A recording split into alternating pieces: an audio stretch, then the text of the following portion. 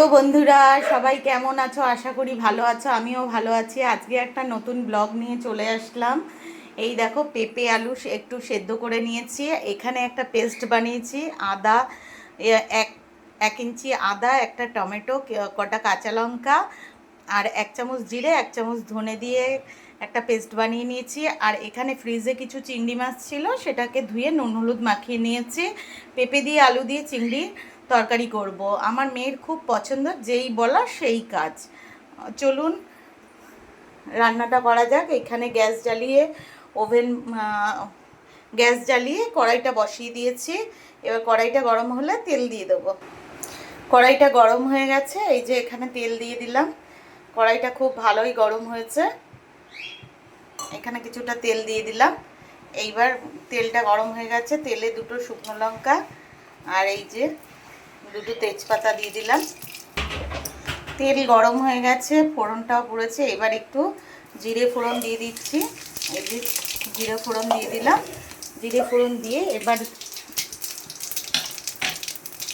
জিরেটা চটর পটর করে নিয়েছে, হয়ে গেছে। এইবার দিয়ে দিচ্ছি চিংড়ি মাছগুলো। চিংড়ি মাছটা হালকা ভাজবো, বেশি কড়া ভাজবো না। কড়া ভাজলে ছিদ্রা ছিদ্রা হয়ে যায়। একদমই হালকা ভাজবো। চিংড়িটা বড় বড়ই চিংড়িটা একটু ভাজা হোক। চিংড়িটা ভাজা হয়ে গেছে, এবার মশলাটা পুরো দিয়ে দেবো। মশলাটা দিয়ে কিছুক্ষণ নাড়াবো, কষিয়ে নেব।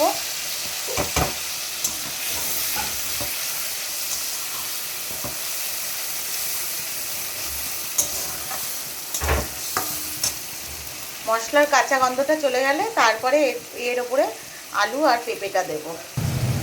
স্বাদ মতো নুন হলুদ দিয়ে দিলাম। আবার কিছুক্ষণ নাড়বো যাতে ভালো করে কষে মশলার কাঁচা গন্ধটা চলে যায়।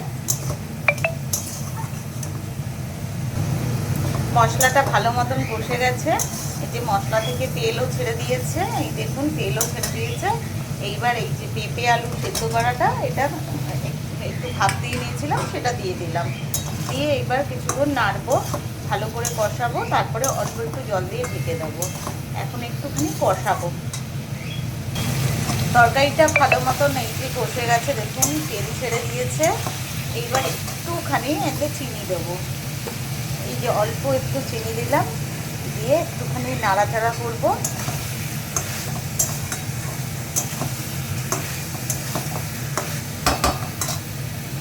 এইবার জল দিয়ে দেবো। খুব বেশি জল দেবো না, একটু গা মাখা করবো। এবার জল দিয়ে এটাকে ঢেকে দেবো, কিছুক্ষণ ফুটতে দেবো।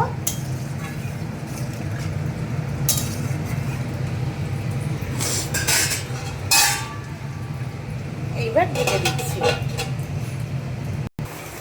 ঢাকনাটা খুলে একবার একটু নাড়া দিয়ে নিচ্ছি। নাড়া দিয়ে দেখে নিই যে পেঁপে আলুটা কীরকম সেদ্ধ হয়েছে। একটু ভালো সেদ্ধ হয়ে এসছে, আর একটু হবে। এখন ঢাকনাটা খুলে রাখছি, জলটাও একটু শুকিয়ে যাবে।